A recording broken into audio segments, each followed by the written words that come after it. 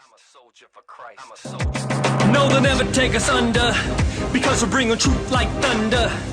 Raining on your speakers like a ton of bricks. Hold the cross high. We're talking about Norma McCorvey and the issue about a new movie, a documentary that's coming out. I think it's today, Father. That's my document. Today, Friday, it's coming out. And I want to set the stage, and then Father Frank and Father Charles Murr, I'd like to ask you to, kind of talk a little bit about this, because to set the stage for those who don't know, Norma provided sworn testimony to the Supreme Court and details and efforts to reverse Roe versus Wade. That was one of the things this attorney said. Norma changed her mind from being pro-abortion to being pro-life after working in the abortion industry. The actual reality of a callous disregard for women led her to change her mind on abortion. Another bullet point. Once she became pro-life, Norma fought to the end of her life with all power and effort she could muster to reverse Roe versus Wade, including asking the Supreme Court to hear her case again. McCorvey's arguments in her Rule 60 motion, which was filed, still have not been ruled by the court to this day. And last thing, Norma loved women of Operation Rescue, which I'm a member of back in the 80s, women who have been injured by abortion and who have helped Norma collect testimonies of women injured by abortion. Now, every year, when he had the anniversary of Roe versus Wade, she said she felt grief, sorrow, and burden of another million babies killed in America. Even though she knew she was forgiven, she still felt legally responsible for the deaths. She felt used and abused by the legal system, including her lawyers and the Supreme Court. Father Frank, tell us more about Norma. You actually brought her into the Catholic Church.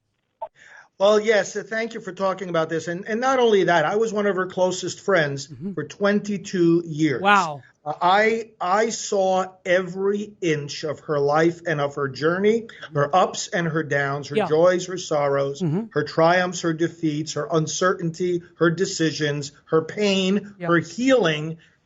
We were together with her. Now, you know Janet Morana, our associate here at Priest for Life. Yeah.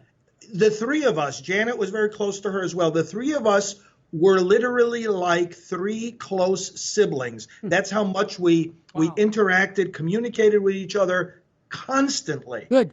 I can tell you this, no matter what you're going to see on this documentary tonight, Norma's conversion to pro-life was real, it was deep, and it lasted until her death. Like I say, we communicated with her way more than this guy who came in and did the documentary. We saw her, in the public limelight, behind the scenes. We saw the grief and the pain. And this is one of the many dimensions of her story that people need to keep in mind when they hear about her. She undertook, as do many who were involved in the abortion industry, she worked in abortion facilities. She didn't have an abortion, but she bore, as you just said so well, that burden of millions and millions of aborted babies, tens of millions. Yeah. And so she needed the same kind of healing journey that those who actually have abortions need to undertake. Well, we accompanied her on that journey. Thanks. And I'll tell you what, we had our colleague, Teresa Burke, who's a psychologist. We had psychiatrists. We had counselors. Wow. We had other clergy besides myself. We had her friends. We had other people who have been through these experiences. All of us ministering to her over a long period of time. You can't fake that. No. She was not paid off to convert. Anybody that asserts that is maligning the reputation of a very courageous woman, and we knew her. We can say that with absolute certainty. Let me ask you a question, Father Frank. I read something about a phone call like a minute before she passed. Is that something that you want to share with us? Well, yes. Like I say, we were in contact almost every day, including in those final months of her life. And I happened to be in Rome the day that she died. Okay. And, Norma and her daughter contacted me several days before and said that she was failing and that it was likely going to be only a few more days. And the very day that she died, I did speak to her on the phone. Janet did too. And Norma said to us, please, I know you'll do this, but promise me that you'll continue until the day of victory to fight this evil of abortion. That's awesome. And then we went into Mass. Yeah. The only reason we couldn't keep talking with her, it was a Saturday night in Rome time. We went into Mass, and she died right during the consecration of the Mass. Wow. Because Mass was finished, her daughter called us back, and she told us when she had passed, and it was right at the consecration. And then I prayed with the family, and the friends over the phone. What a great story. Father Murr, any comments about this issue right now? I'd like to hear your thoughts. Well, I'm absolutely mesmerized to be on the same show with you to begin with, and with Father Frank Pavone. Yeah. I want to hear what he has to say, because he knows this issue inside and out. He does. He's also a man. Let me just tell your listeners, your audience, this is a priest who doesn't just talk the talk. He walks the walk. Yep. He absolutely lives what he's talking about, and he can talk about the pain and suffering of other people. You have very little idea, and I know what I'm talking about, the pain and suffering that he's gone through to maintain a live voice in this whole issue. So I want to listen. All right, Father, and thank you, and I concur with that. I met Father Frank actually when he was a seminarian in New York. We go back, don't we? We go way back, and I'm an old guy. He's younger than I am, I think. I don't know, maybe we're close in age. But anyhow, I've always enjoyed working with Father Frank Pavone, and that's why I tell people right on the air, support Priests for Life. I see letters, and Father, that's we can talk more about the Norma McCorvey thing, but I think you laid it out pretty well. But now what I really want to do is I want to empower our listeners to say we can do something regarding the protection of the unborn through our prayers and our actions. And I want to say this, that those who have had abortions, there's healing for them. And Father Frank, before I forget, I like to do this every single time. If you're listening and you had an abortion 20, 30 years ago, Father Frank, what resources can you give those folks? We have set up a special website called abortionforgiveness.com. And if a person goes there and puts in their zip code, they'll be connected, first of all, with our Rachel's Vineyard retreats. And I'm very, very privileged to serve as the pastoral director for this ministry of Rachel's Vineyard. It's under the umbrella of Priests for Life. Good. It's the largest ministry in the whole world for healing after abortion. It's a retreat program. And in fact, Norma herself went through it because it's for grief, whatever way you're experiencing the grief.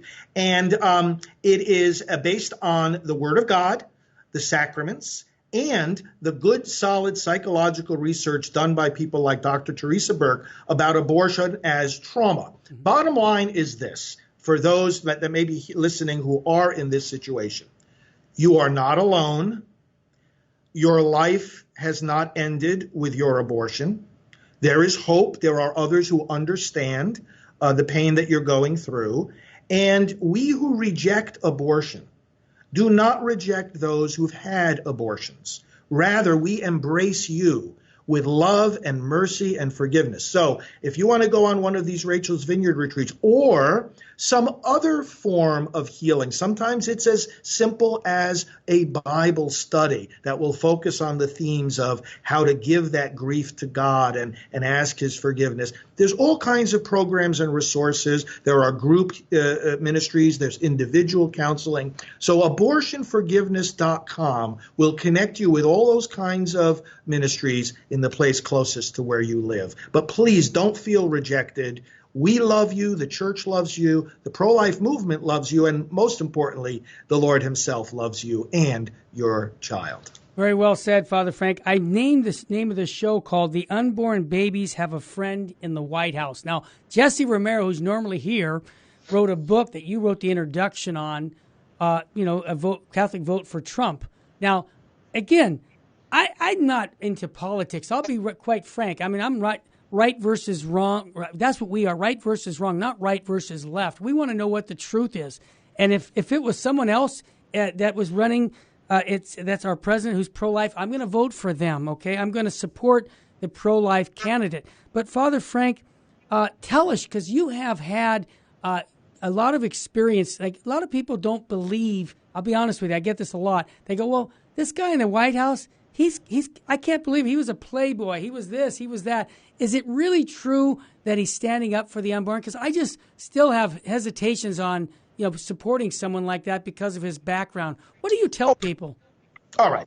Let's put aside for a moment the person and personality and character of Donald Trump. We'll get back to that in a moment. Fair enough. Because I know him. I've spoken to him on a number of occasions. I know him, and I know his close advisors. Mm-hmm. But let's put him aside for a moment as a person. And let's ask the person who's not too sure, about the president's pro-life commitment. Okay, let me ask a few questions. Sure.